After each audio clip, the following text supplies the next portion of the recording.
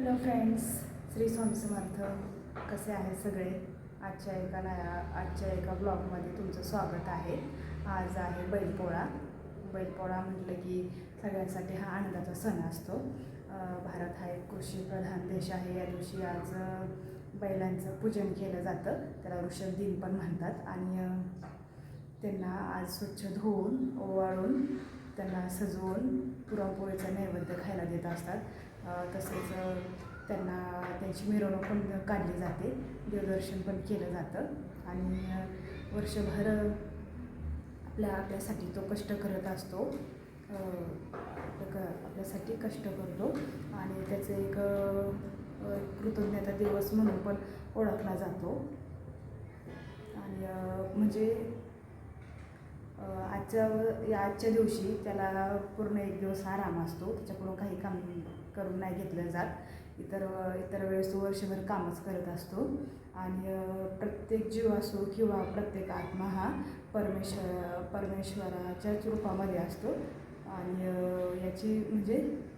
याची जाणीव करून देण्यासाठी आपण सगळे सण वगैरे साजरे करत असतो. तसेच आज अमावास्या पण आहे. आणि आज ही श्रावणी अमावास्या आहे. यानंतर श्रावण संपणार आणि भाद्रपद सुरू होणार आहे. तसेच ही अमावास्या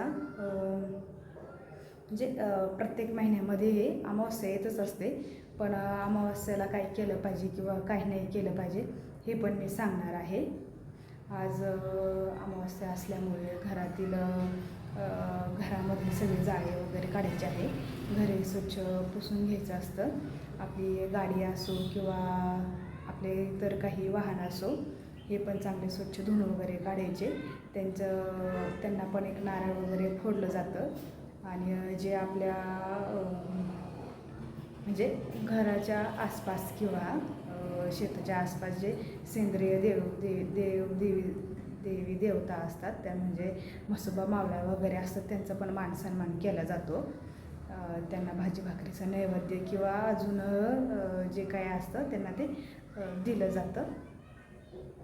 तसेच घर हे व्यवस्थित स्वच्छ करून घ्यायचं असतं. आणि घराचा जो उंबरठा असतो तो हळदीनं सारून घ्यायचा असतो.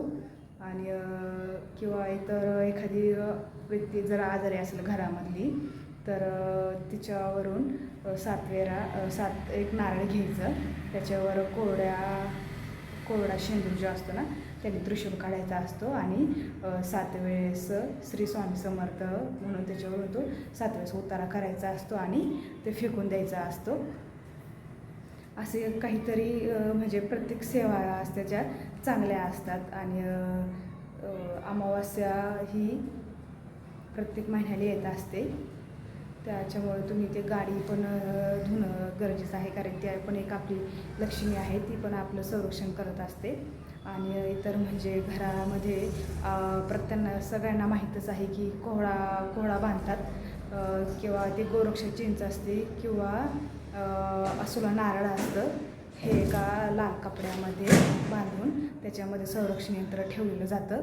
आणि कधी हे खराब पण होत असतं. कोहळा वगैरे ते पाण्यामध्ये सोडून नवीन आणायचं असतं. ते शनिवारी केलं तरी जमतं किंवा प्रत्येक अमावास्याला केलं तरी जमतं.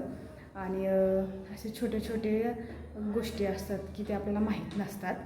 आणि ह्या प्रत्येक अमावास्याला केलंच पाहिजे.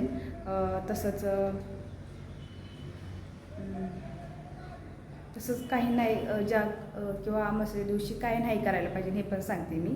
तुम्ही अमावास्या आता सण किंवा कुणाची तर जेवण करता किंवा असं सहज गेले, आज जरी सण असलं किंवा इतर वेळेस सण नसतो, आपण कुणाच्या पण घरी सहज जातो, तिथे जेवण वगैरे करतो, ते शक्यतो नाही केलं पाहिजे. कारण की काय होतं, त्यांच्याकडे जो असणारा पितृदोष असतो ना किंवा त्यांच्या घरामध्ये जी निगेटिव्ह एनर्जी असते ती पण आपल्यामध्ये प्रवेश करत असते अन्नाच्या सहाय्याने.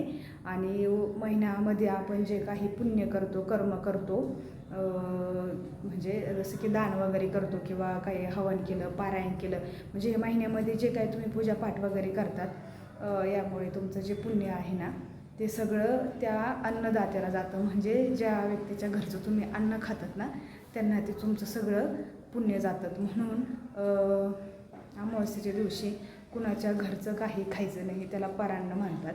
म्हणजे चुकूनही कधीच खाऊ नये.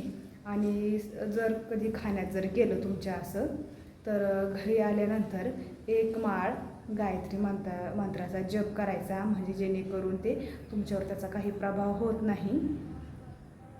अजून पण बऱ्याच गोष्टी आहे की ज्या नाही करायला पाहिजे. जसं की म्हणजे हे मी सांगत नाही, हे केंद्रामध्ये सांगितलं जातं, ते मी फॉलो पण करते आणि तुम्हाला पण सांगते. तसेच झाडं असो, त्यांचे फुलं पानं वगैरे हे काही तोडायचं नसतं, कारण की त्यामुळे आपल्याला ब्रह्महत्येचं पातक लागतं. हे पण गरुड पुराणामध्ये सांगितलेलं आहे. आणि ज्यावेळेस आपण आध्यात्मिक गोष्टीकडे वळतो त्यावेळेस आपण त्याचं महत्त्व समजतं. आणि त्याच्यानंतर बऱ्याच काही अशा गोष्टी की त्या आपण करायला पाहिजे, ते करत पण नाही. आणि साधे उपाय असतात, ते केलं पाहिजे. आणि पुढे फरशी वगैरे कशी पुसून घ्यायची किंवा तो उंबरठा कसा सारवून घ्यायचा आहे याचे पण मी तुम्हाला व्हिडिओ दाखवणार आहे. काही चुकलं तर माफ करा.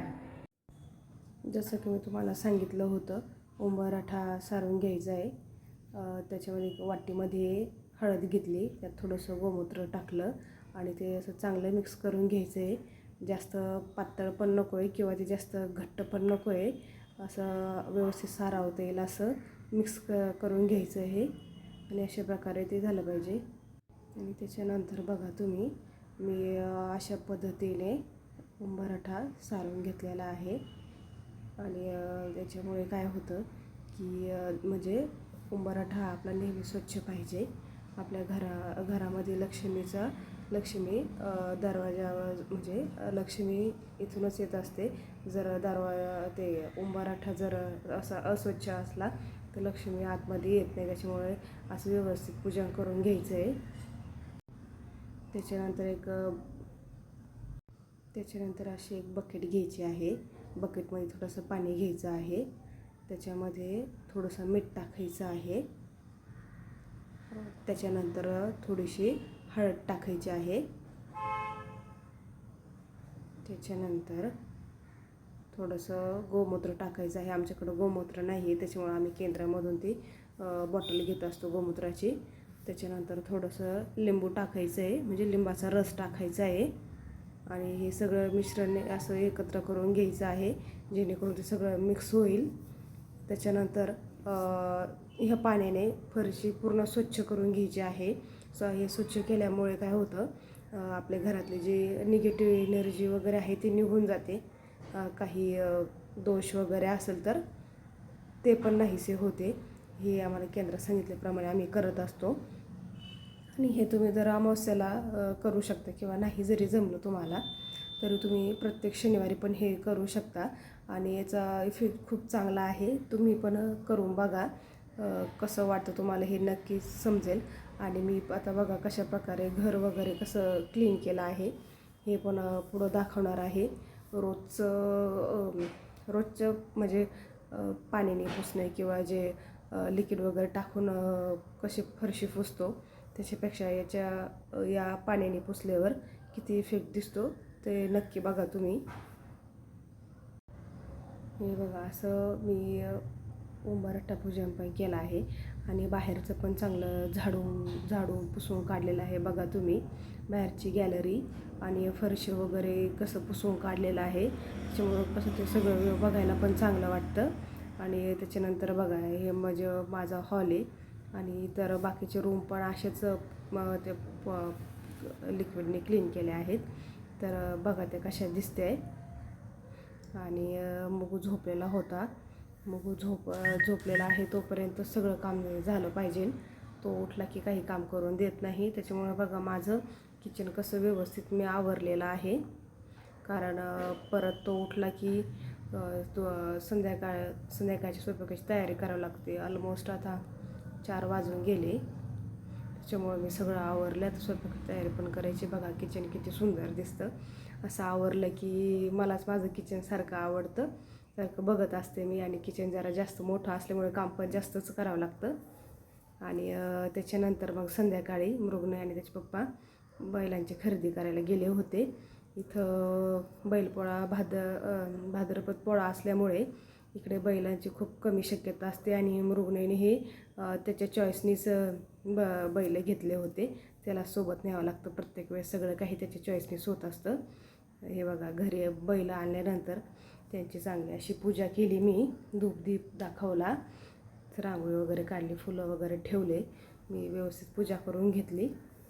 माझं बघून पण मृगनयनी तशीच पूजा केली, ओवाळलं, आरती वगैरे म्हणत होता, जयदेव जयदेव काहीतरी त्याचं चाललं होतं. आणि त्याला पण असं देवाचं खूप करायला आवडतं. सगळं झाल्यानंतर मग मी पुरणपोळीचा नैवेद्य केला. हे बघा तुम्ही, माझा प्रत्येक सणाला पुरणपोळीचा नैवेद्य असतो.